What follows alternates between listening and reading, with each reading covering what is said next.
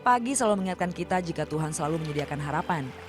Harapan yang kubangun tiap hari untuk memajukan anak-anak didik. Aku mendapat pelajaran tentang kekuatan semangat dari anak-anak dan menjadi manusia pembelajar dari para guru. Di sini pengalaman yang luar biasa ya, yang saya temukan. Sampai mengajar dan juga banyak tantangan yang saya dapatkan gitu. Dan tantangan itu membuat saya menjadi dewasa dan matang. Dengan seperti itu saya juga bisa lebih sabar gitu kan. Bahwa kehidupan yang realnya seperti ini gitu. Bahwa pendidikan Indonesia juga seperti ini.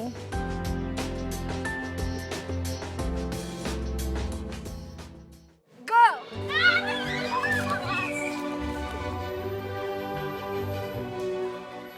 Tantangan tak pernah berhenti. Masalah itu bagian dari kehidupan. Berpikir positiflah yang membuat kita tetap merasa hidup. Karena harapan pasti selalu ada.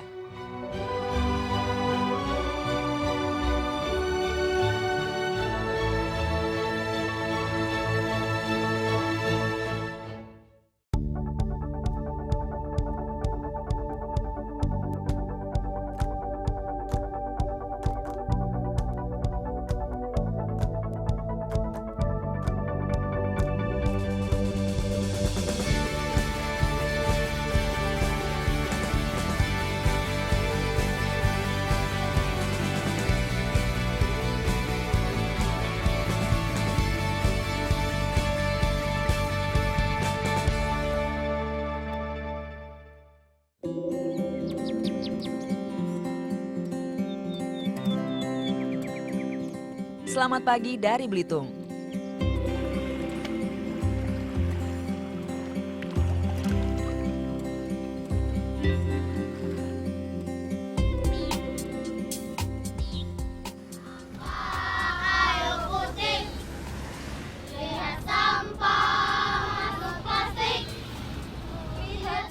Pagi ini kami menuju Pantai Punai, pantai terdekat dari dusun tempat kami tinggal. Keriuhan kami meramaikan jalanan Pulau Belitung yang sepi.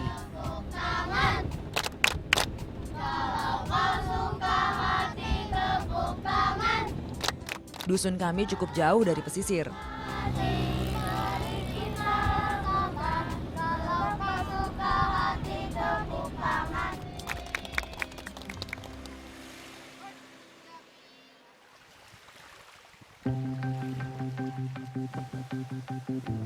Namanya air asam atau biasa disebut aik asam.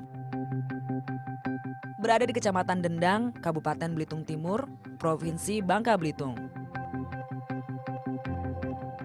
Menuju Pantai Punai, kami harus menempuh perjalanan 1,5 jam. Namaku Farida.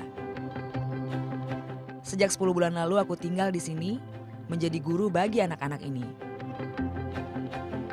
Setelah menyelesaikan pendidikan di jurusan Fisika Material Universitas Sumatera Utara, aku menjadi relawan Sekolah Guru Indonesia, salah satu program pendidikan dari Lembaga Amil Zakat Dompet Duafa.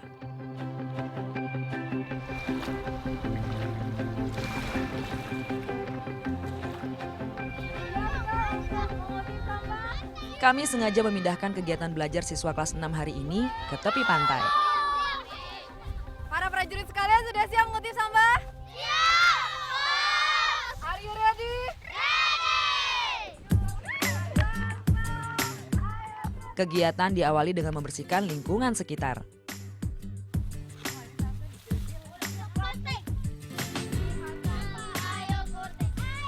Anak-anak begitu antusias memenuhi plastik sampahnya.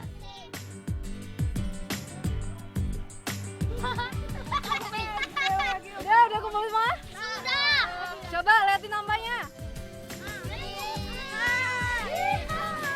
Jadi anak-anak sejak dini emang harus ditanamkan bahwa menjaga pantai salah satunya adalah mengutip sampah ataupun membuangnya ke tong sampah. Ketika melihatnya langsung dikutip dan juga dimasukkan ke dalam tong sampah. Gitu.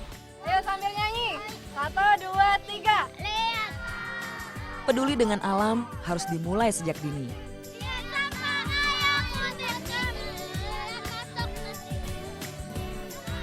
Semangat itu harus selalu ditumbuhkan.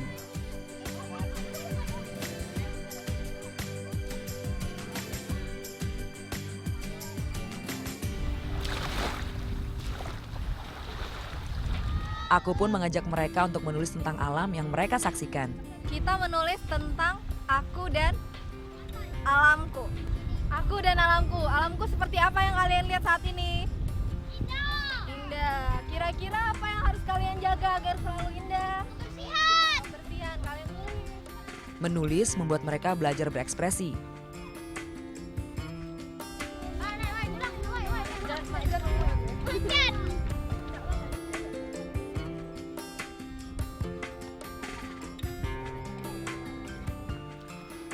Sebab tulisan menjadi buah pikir yang tak gampang lekang dari ingatan.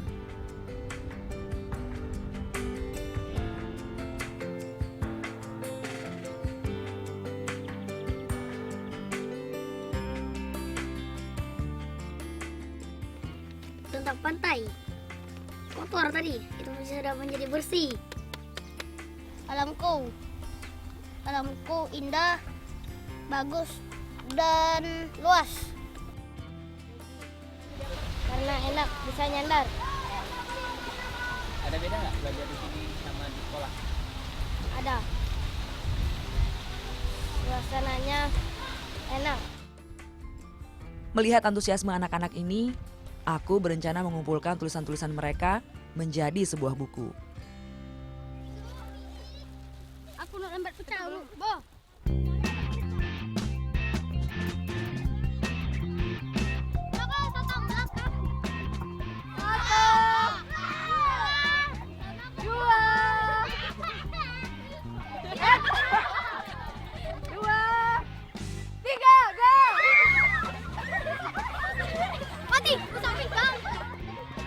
Inilah anak-anak air asam. Siswa sekaligus sahabatku selama tinggal di sini. Anak-anak penuh potensi yang harus terus dikembangkan.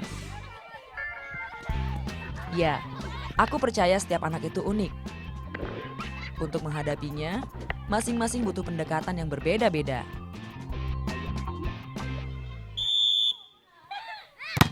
Namanya Moody.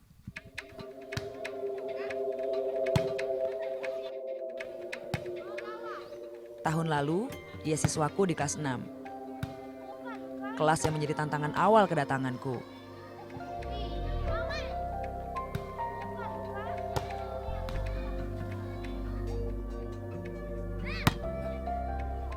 Moody pernah beberapa kali tinggal kelas. Saat itu semua pesimis.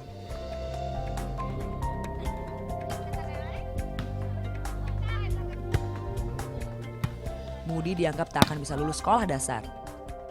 Kalau sekolah itu kadang-kadang susah, kadang-kadang sih ada yang ngerti, kadang-kadang enggak.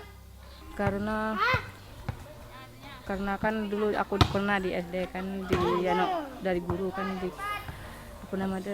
dihina dari guru kan, katanya bodoh amat sih kamu ini katanya.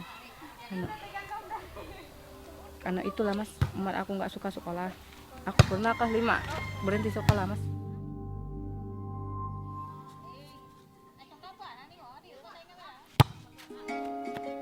Mendidik Moody adalah bagian dari tugas utama penempatanku di sini, yaitu meningkatkan nilai ujian nasional yang terus turun beberapa tahun belakangan.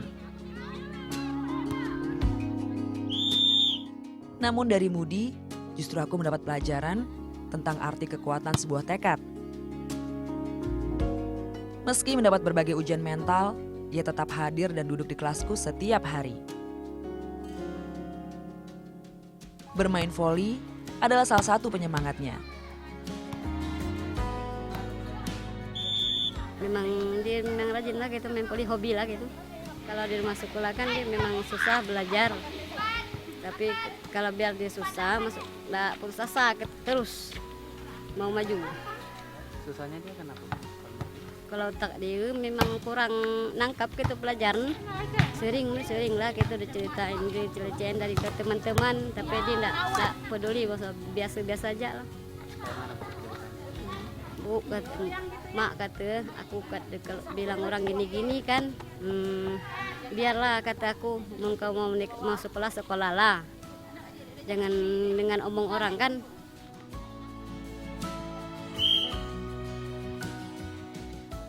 Semangat Moody lantas menjadi semangatku Tak ada satupun manusia yang pantas untuk direndahkan.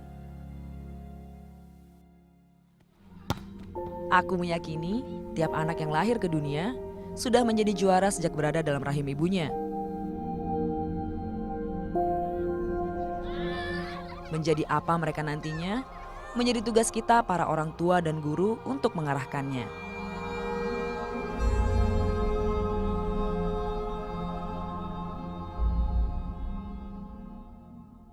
Satu, dua, tiga, go!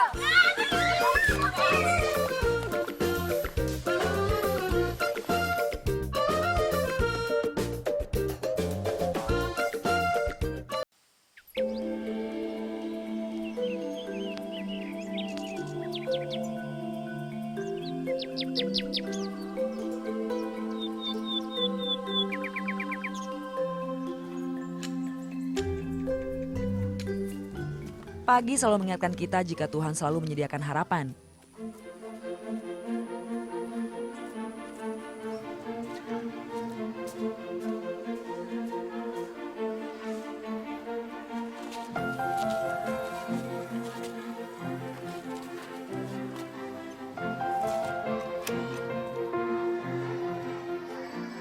Harapan yang kubangun tiap hari untuk memajukan anak-anak didik. Sayang, bagi mereka belajar pagi tak bisa selalu tepat waktu. Ini murid kelas 3. PKN ya. Guru kelas yang belum hadir membuat guru pengganti mengisi materi sementara.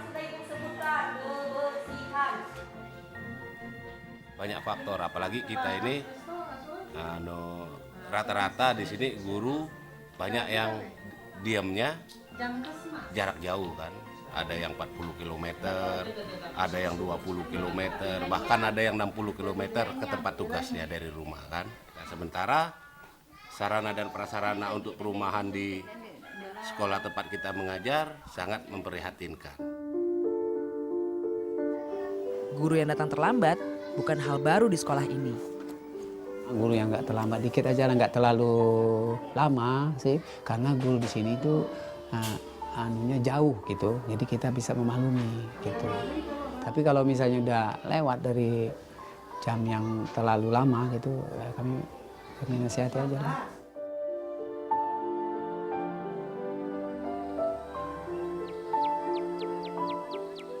SDN 04 Dendang, disinilah tempatku bertugas. Aku dipercaya mengajar matematika untuk kelas 4, 5, dan 6. Bersama 10 guru di sini, kami membimbing 143 siswa.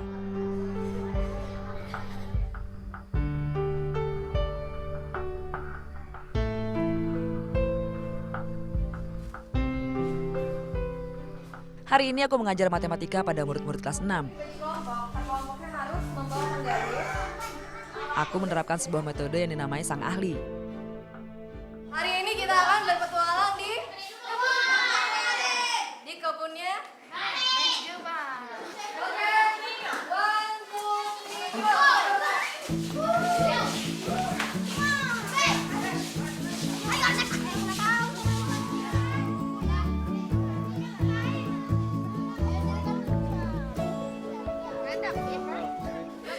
Oke. Kita akan mencari harta karun yang telah Raja sembunyikan. Aku memerankan diri sebagai raja dan mereka para ahli. Misi awal, mereka mencari harta karun yang sudah kusembunyikan sebelumnya di kebun belakang sekolah. Belum? Are you ready? Ready! 1, 2, 3, go!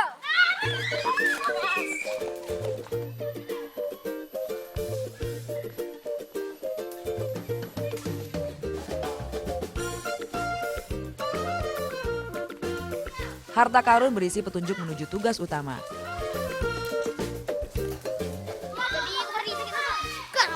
Nak berlari. Terus nah. Tiap kelompok mengerjakan tugas yang sudah tertulis, mencari luas bangun datar. Persegi kah? Sisi 12. Semua ini 12. Iya, S kali S. Itu S kali S. 12 kali 12 yuk. Ya, bentuknya buat ya. Ini. karena mereka hobi banget ya menggambar. Dan karena ini juga pelajarannya bangun datar, saya masukkan aja konsep menggambar dan juga bangun datarnya ke sini gitu. Jadi sekalian ada mereka menggambar gitu kan, tersalurkan aspirasi mereka. Kemudian juga mereka juga belajar, ini bangun ruang, ini bangun datar gitu. Ini segitiga, persegi panjang, jajar genjang, seperti itu. Setiap kelompok memiliki 3 jabatan ahli.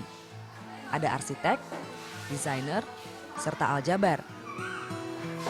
Di sini ada aljabar yang bertugas untuk mengukur ruang kelas ataupun ruang UKS yang ada di sana, dan esensinya adalah saya ingin menerapkan bahwa mereka itu mengerti apa itu bangun datar, yaitu dengan mengukur, salah satunya adalah mengukur kelas, yaitu panjang kali lebar.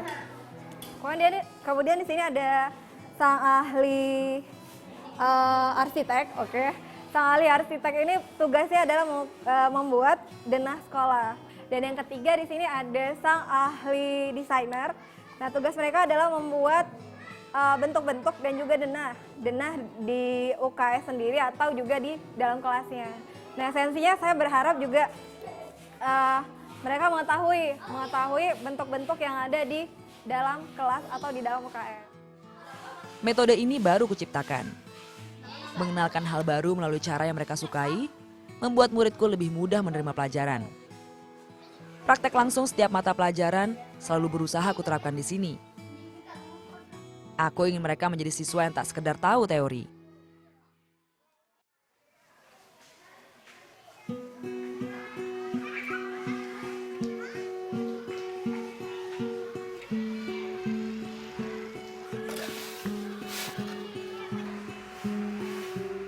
Assalamualaikum warahmatullahi wabarakatuh.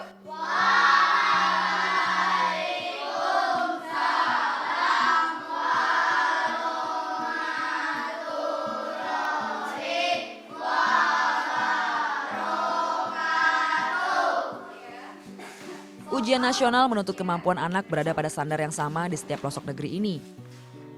Padahal kenyataannya, situasi dan kondisi kadang membuat hal itu sulit terwujud. Untuk mengejar ketinggalan itu, aku menggelar pelajaran tambahan. Latihan soal ujian tahun-tahun sebelumnya menjadi rutinitas. Untuk mencegah kebosanan, aku menggunakan sistem berpindah. Move.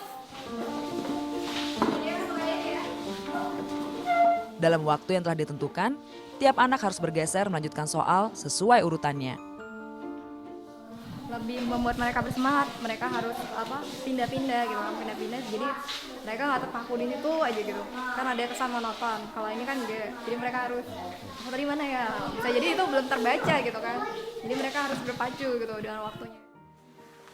Semakin sering membahas soal, semakin terlatih murid-muridku ini nanti menghadapi ujian. Jawabannya C. Masa tugasku tinggal 2 bulan. Menjelang ujian nasional nanti, aku tak akan ada lagi di sini. Aku hanya berharap kegiatan dapat berlanjut dengan siapapun gurunya. Harapan ya, pengennya masih ada gitu ya. Cuman ngeliat kemungkinannya agak kecil sih. Kenapa agak kecil? Karena semuanya guru-guru di sini udah pada berkeluarga ya. Jadi biasanya itu mereka setelah pulang sekolah mereka mengurusi keluarganya dan sulit untuk mengadakan les. Kalau saya lihat dari itunya, dari kenyataannya ya. Nah itu. Tapi mudah-mudahan ada gurunya, mungkin nanti kepala sekolah yang menopang atau gimana, saya nggak tahu deh. Tapi insya Allah ada pasti.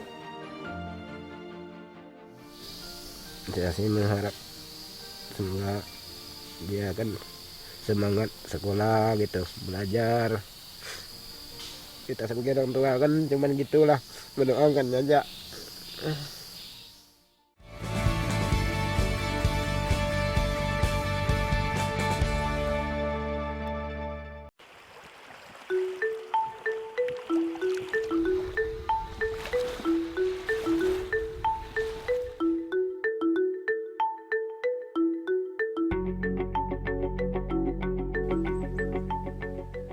Sebagian besar penduduk Belitung bertani lada.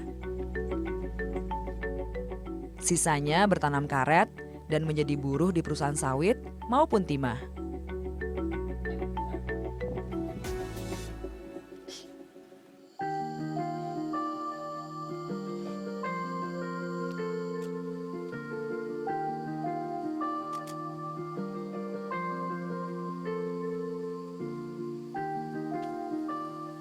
Kebun juga menjadi mata pencaharian utama Pak Slamin, ayah Mudi.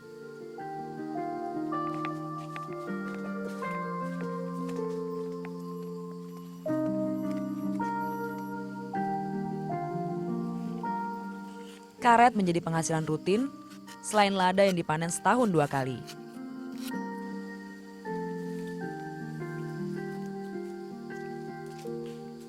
Cerita perkembangan Mudi ia dapatkan dari sang istri.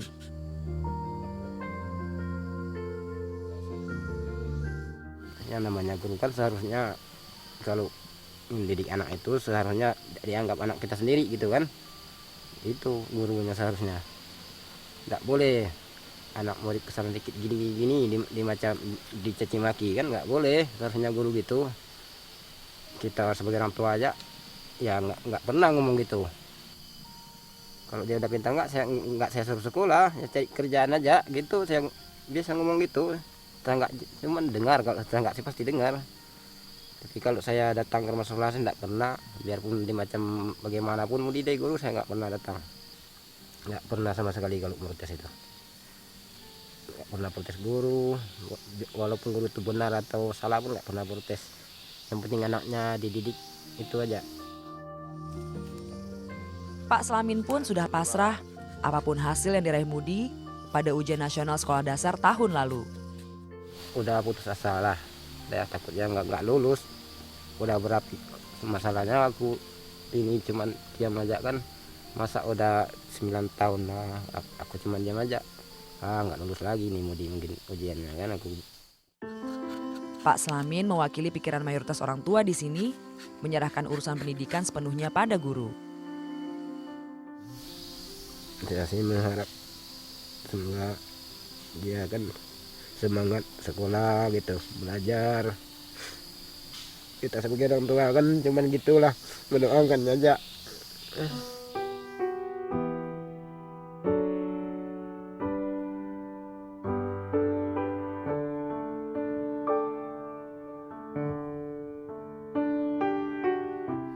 Ingin mencari inilah, kadang saya berburu gitu kan, cari uang penghasilan buat tambahan gitu kan, hasil saya jual. Kalau nggak dapat ya udah gitu aja. Demi siapa Pak? Ya demi untuk mencukupi keluarga.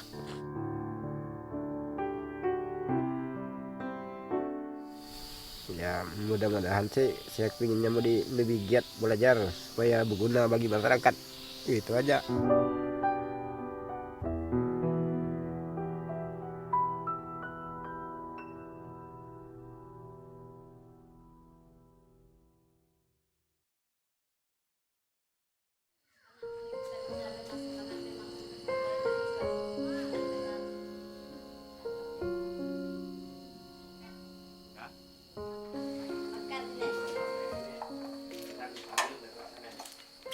Keberadaan ayah yang masih berburu di kebun membuat Mudi makan malam hanya bersama ibu dan sang adik. Listrik pun tiba-tiba mati.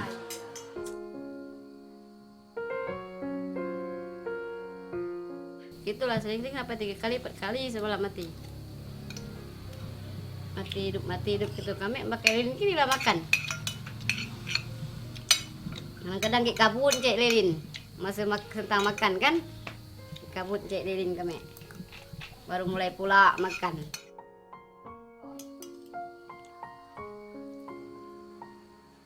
Kebersamaan seperti ini biasanya menjadi kesempatan untuk berbagi cerita. Inilah saat Mudi menumpahkan resah kepada ibunya. Aku sedih, nangis di kamar. Nangis di kamar, terus aku buat dibanting ngerapot, aku beli tang ke jendela. Aku lagi rigin, mas pas aku ndak naik, aku kan lah dua sekali kan ndak naik pula kan. Aku marah kan, aku marah kan, ngapu aja belakang dia, marah-marah aja. Ndak naik kelas aku kan, aku masuk bang kamar. Aku beli tang, buka lapor kan, rabit lapor ya. Di baju atas jendela itu, aku beli tang. Karena malu sama teman-teman aku udah naik, aku nggak yang nggak naik.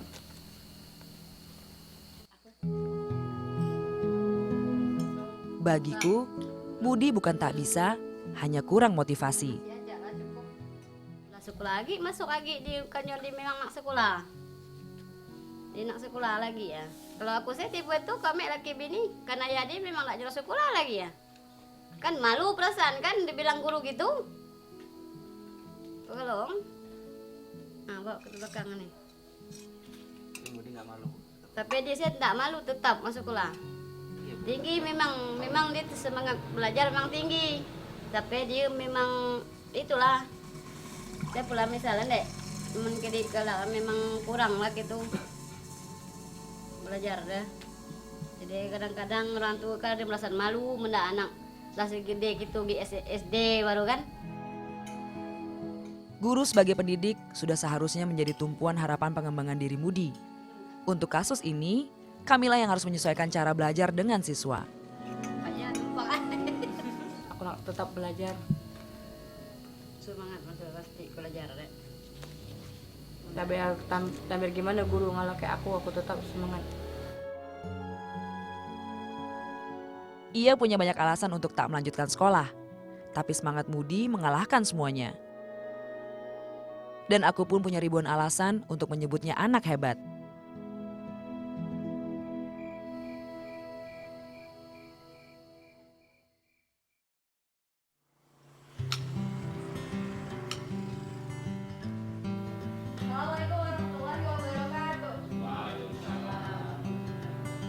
Kasus Budi menjadi salah satu alasanku mengajak guru-guru untuk refleksi bersama tentang tugas mendidik. Banyak introspeksi yang kami lakukan di sini, termasuk mengenai kedisiplinan yang harus senantiasa kami contohkan kepada murid. Ya kalau masalah disiplin kami itu biasa berangkat dari rumah ya tepat waktu gitu. Memang kendalanya itu karena jarak jauh, 22 kilo saya dari rumah ke sini itu. Ya hambatan di jalan itu ada saja Pak. Tapi kami itu tetap berusaha untuk secepat mungkin sampai ke tempat tugas. Aku juga mendorong para guru untuk rajin menulis. Tulisan adalah salah satu sarana menumpahkan buah pemikiran mereka. Jika guru terpacu untuk terus melahirkan ide kreatif, maka insya Allah generasi penuh prestasi akan kami hasilkan di masa depan. Namun, tak semua ide yang aku lontarkan bisa diterapkan langsung oleh rekan guru di sini. Memang guru itu sekarang ini harus dituntut untuk membuat karya tulis. Itu wajib itu. Jadi mau tak mau ya kita harus dipaksakan untuk ke hal ke situ. Kalau memang itu ya, penglihatan saya itu sudah normal kembali sih, insya Allah saya nulis.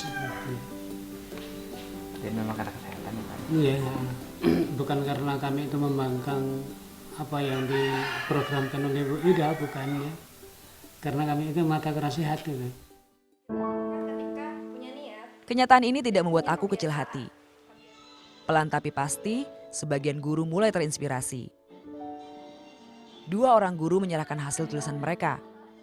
Aku akan membawanya ke kota untuk diterbitkan surat kabar di sana. Inilah penyemangat. Tak hanya bagi para guru, tapi juga pada harapanku.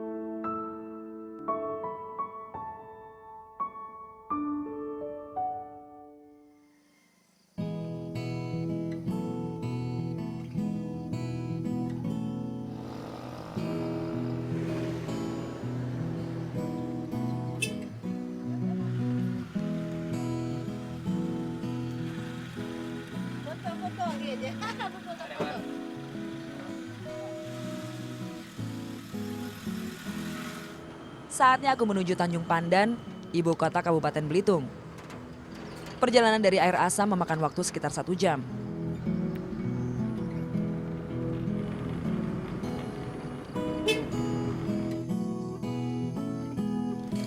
Tujuanku kantor redaksi Pos Belitung.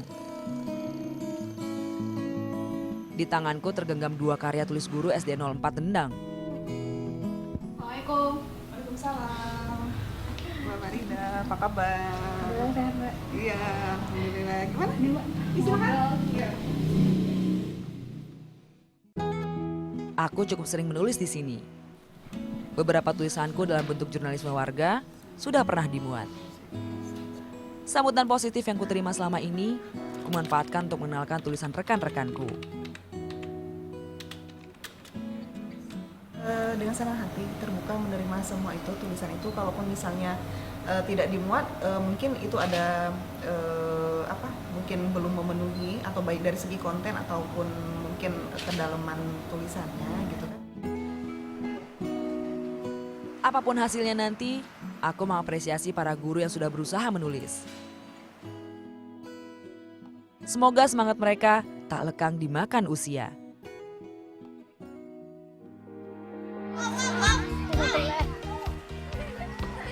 Nama lengkap siapa? Berhasil. Umur 12. Bagaimana pada waktu ikut perlombaan itu?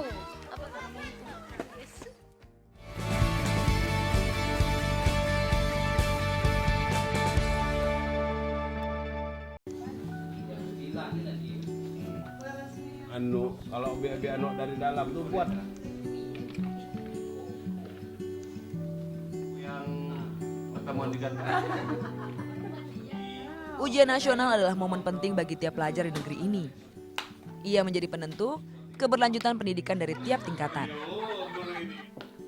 Sebenarnya bukannya ketakutan, cuman kita memikirkan gimana tuh anak-anak supaya kita berhasil. Kenapa takutnya materi-materi yang disampaikan itu tidak diserap oleh anak gitu, jadi takut. Dan lagi pula anak di rumah mungkin tidak terpantau oleh orang tua. Nah, kalau di sekolah bisa kita ngadakan les gitu kan, tapi kita nggak tahu kalau di rumah ya. Nah, itu ketakutan guru itulah.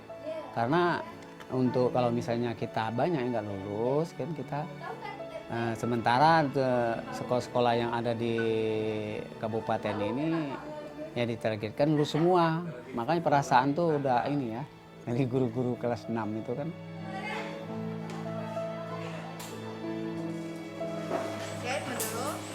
Ujian nasional menukar peran guru pada negara untuk menentukan kelulusan seorang anak didik.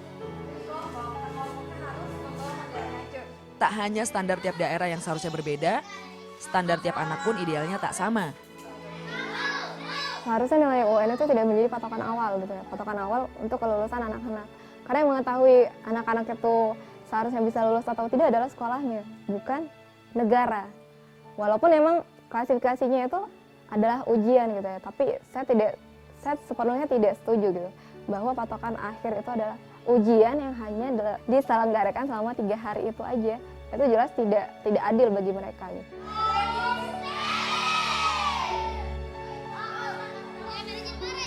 Bukan hanya pada guru, kata ujian nasional pun terdengar menyeramkan di telinga para siswa.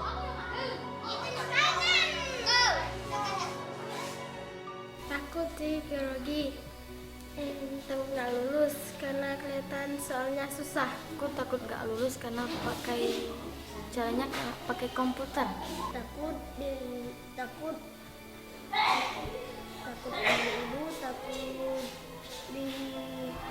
nggak lulus.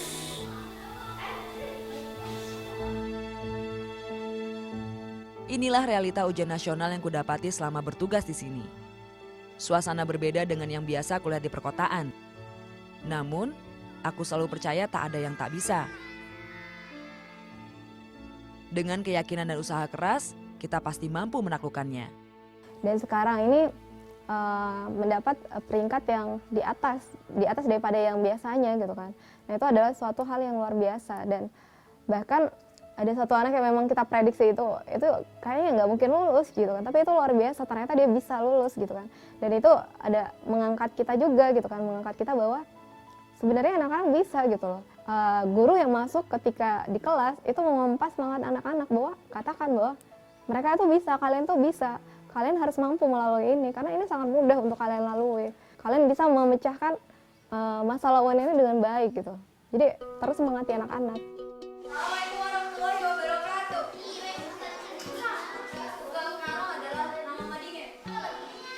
Soal potensi, sesungguhnya anak-anakku tak kalah dengan anak kota. Ini salah satunya. Nih, ibu bagiin kertas dan kalian harus menulis nama mading kita apa. Untuk pertama kalinya, kami akan memulai ekstrakurikuler majalah dinding. Aku memberikan kesempatan anak-anak untuk menentukan sendiri nama mading mereka.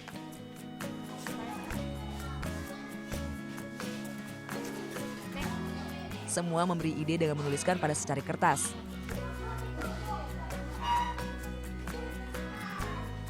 Hasilnya, terpilihlah nama makan. Singkatan dari majalah dinding kita, keren kan? Ya, begitulah anak-anak. Kemampuan mereka menumpahkan ide kadang berada di luar batas pemikiran kita.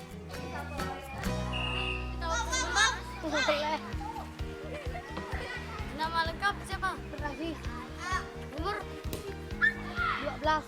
Bagaimana Seluruh materi mading berasal dari karya siswa. perlombaan itu? Sebagian mereka menjadi reporter, fotografer, dan ada pula yang menjadi pengumpul karya anak-anak lainnya.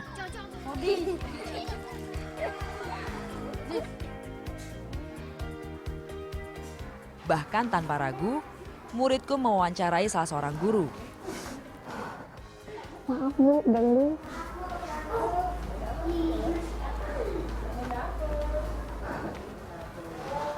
Pekerjaan ibu di sekolah apa? Aku berharap potensi tiap anak akan terus muncul melalui ekskul mading ini. Hasil kerja mereka hari ini kemudian akan dikumpulkan untuk diterbitkan pada mading edisi perdana. Rasanya awalnya deg-degan, kayak takut gitu. Teman-teman dilihatin. Wawancara sih senang karena bisa nyenengin orang, bisa bertanya apa yang disukai oleh orang.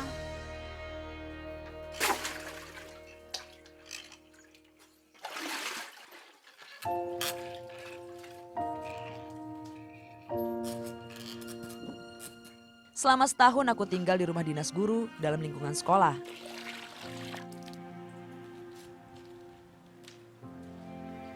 Tinggal sendiri di sini semakin melatih kemandirianku.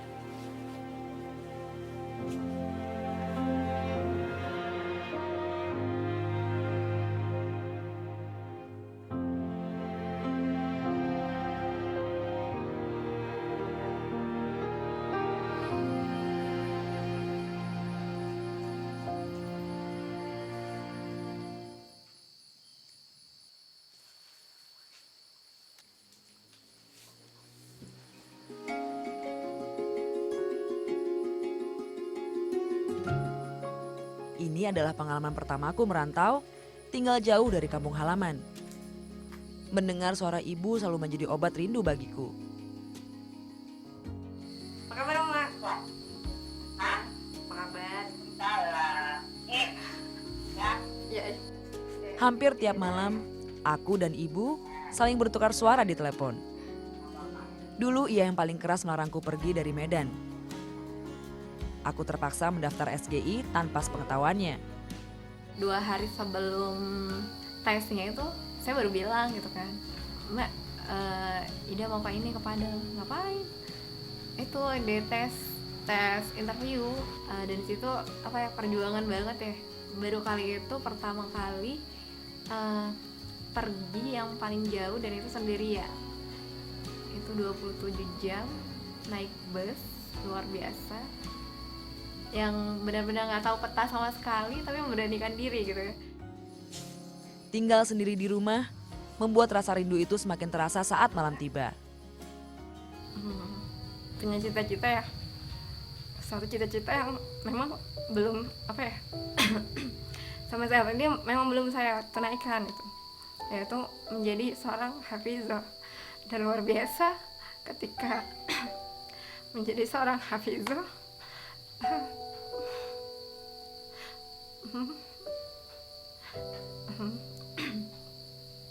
saya bisa memakaikan mahkota kehormatan ketika di surga nanti. Tinggal di sini membuatku belajar banyak tentang makna kehidupan. Aku bersyukur memilih jalan ini. Tak selalu nyaman, tapi memiliki kenangan dan makna yang mendalam.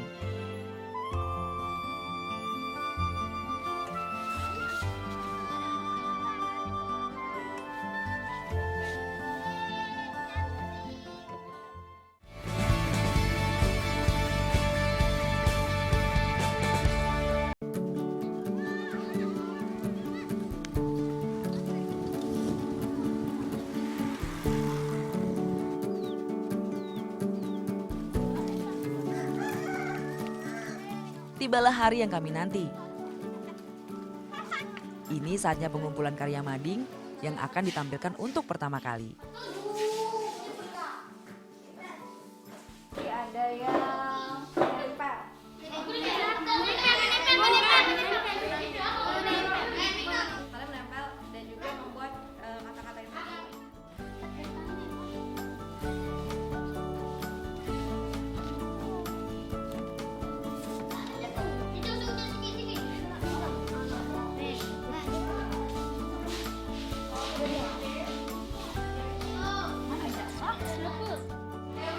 Ada senang.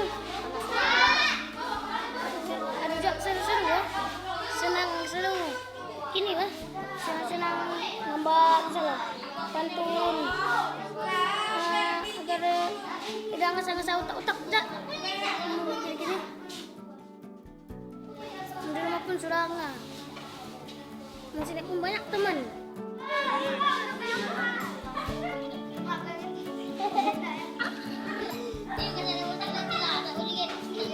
Sekarang kita bawa keluar. Yuk.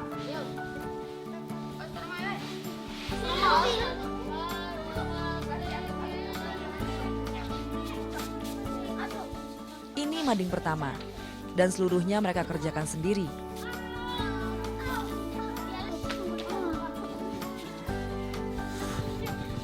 Ya, di tengahnya sudah banyak.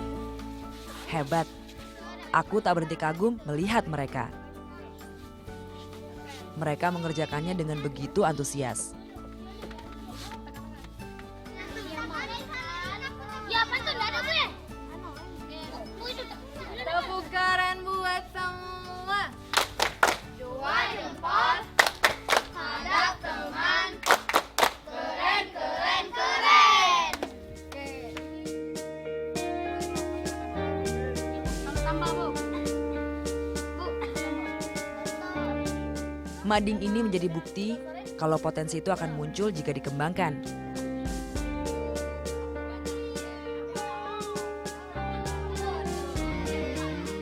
Harapannya dapat memacu mereka untuk terus produktif berkarya. Ini ada suatu potensi ya yang akan saya kembangkan, insya Allah mudah-mudahan bisa menjadi ekstrakurikuler selanjutnya dan bisa diteruskan oleh guru lainnya juga. Jadi tidak hanya sekarang karena ada saya, tapi nanti juga akan berlanjut gitu. Kita nggak layak untuk pesimis, karena kalau pesimis ya tentu pasti kita nggak akan bisa.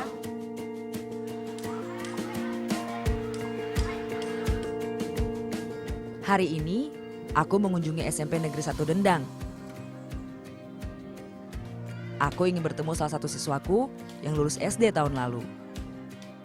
Ya, ialah Mudi. Murid yang diyakini tak akan bisa lulus SD, bahkan oleh kebanyakan guru di sini. Melalui Mudi aku menentang semua anggapan tersebut. Motivasi serta dukungan semangat tak henti aku berikan pada anak berpribadi unik ini.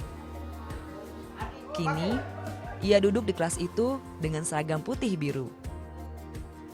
Ya walaupun memang guru-guru juga pesimis gitu kan dia akan lulus, tapi saya emang yakin gitu dia akan lulus gitu. Bahwa ketika saya tanamkan kamu pasti bisa lulus, dan kali ini terakhir kali kamu harus lulus. Tidak ada cerita kamu tinggal kelas lagi. Kali ini ya kamu harus bisa masuk SMP. Mudi berhasil membuktikan diri, tak ada satupun manusia yang pantas direndahkan. Luar biasa senangnya gitu. Yang tadinya mungkin ketika saya mereka UN gitu ya, bukan hanya mereka yang deg-degan gitu, tapi saya juga yang deg-degan kan dengan hasil mereka. Ya Allah, jangan sampai ada yang tinggal kelas, jangan sampai yang ada yang tidak lulus gitu kan. Tapi ketika kesini luar biasa gitu, dia juga semangat gitu belajarnya, dia memperhatikan gurunya, dan itu merupakan satu hal yang membuat hati saya senang juga sebagai gurunya gitu. Kini ia tergabung dalam tim voli di sekolahnya. Tahun lalu, mereka mengikuti kejuaraan tingkat kabupaten dan melaju hingga babak 8 besar. Kemarin setelah pembagian rapot, semangat belajarnya tinggi.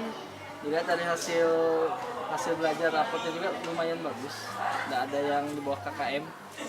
Dan sempat masuk tim voli juga katanya Pak? Masuk tim voli sempat sampai 8 8 besar ya. Ini kita gagal di 8 besar antar SMP. Memang kita kemarin kebetulan Mudi di toser ya, dia bagus passingnya, ada kelebihan itu, jadi atlet voli gitu. Kedepannya mungkin saya akan lebih mengarahkan ke olahraga ya, karena dia bakatnya di olahraga, berarti kita kembangkan aja di olahraga. Aku bersyukur melihat perkembangan Mudi. Siapa sangka, anak yang dulu menjadi bahan ejekan di lingkungannya, kini menjadi pemain voli andalan di sekolahnya.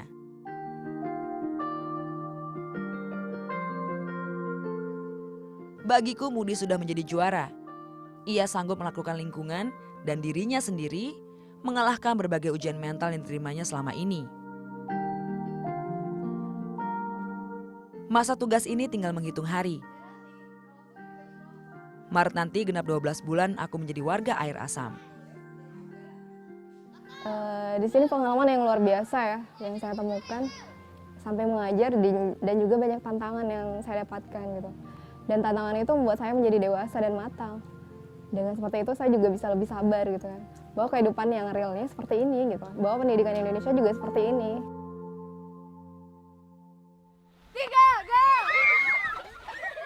Saat bersama anak-anak, pasti menjadi momen yang paling kurindukan.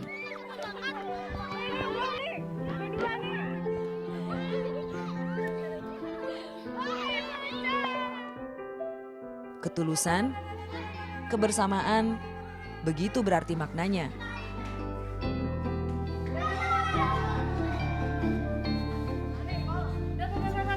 Air Asam Dusun Lada ini telah menjadi rumah kedua bagiku. Nah kalau saya tetap menjadi diri saya sendiri ya, baik itu mereka melihatnya seperti apa tentang diri saya, itu terserah mereka gitu ya. Yang penting saya memberikan contoh yang terbaik yang bisa saya lakukan. Nah setelah itu ya saya hanya bermohon aja gitu ya, bermohon pada Allah bahwa ini hal yang sudah maksimal saya lakukan untuk di sini gitu ya. Aku mendapat pelajaran tentang kekuatan semangat dari anak-anak dan menjadi manusia pembelajar dari para guru.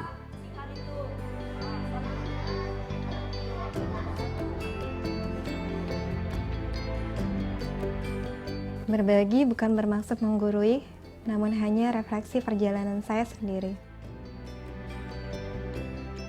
Mimpi saya, potensi dan semangat anak-anak Air Asam tetap bersinar di kemudian hari karena mereka harapan negeri ini.